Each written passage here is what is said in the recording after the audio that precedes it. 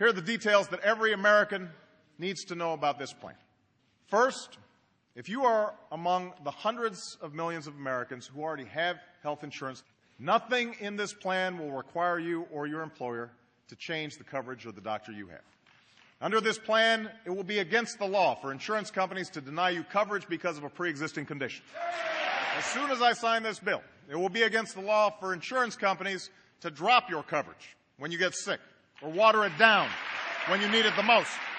They will no longer be able to place some arbitrary cap on the amount of coverage you can receive in a given year or in a lifetime. We will place a limit on how much you can be charged for out-of-pocket expenses, because in the United States of America, no one should go broke because they get sick.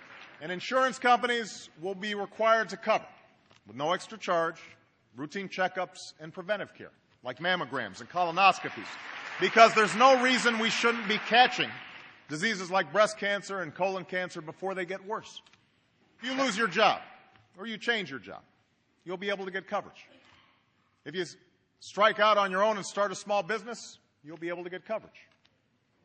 We'll do this by creating a new insurance exchange, a marketplace where individuals and small businesses will be able to shop for health insurance at competitive prices. Now, for those individuals and small businesses who still can't afford the lower-priced insurance available in the exchange, we'll provide tax credits, the size of which will be based on your need.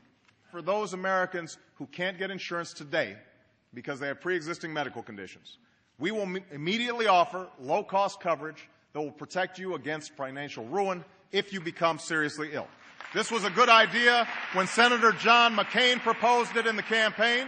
It's a good idea now, and we should all embrace it.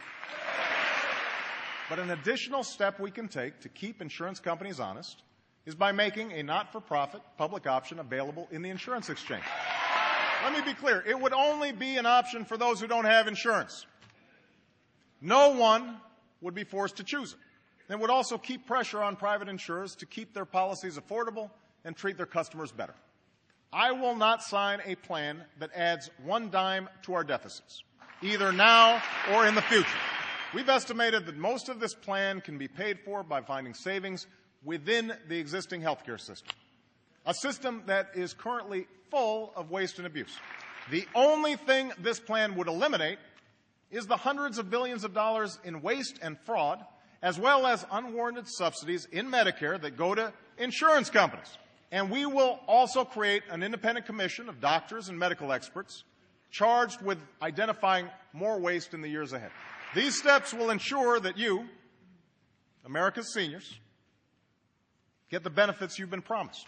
And we can use some of the savings to fill the gap in coverage that forces too many seniors to pay thousands of dollars a year out of their own pockets for prescription drugs. Many in this chamber, particularly on the Republican side of the aisle, have long insisted that reforming our medical malpractice laws can help bring down the costs of health care. I know that the Bush administration considered authorizing demonstration projects in individual states to test these ideas. I think it's a good idea, and I'm directing my Secretary of Health and Human Services to move forward on this initiative today. The time for bickering is over.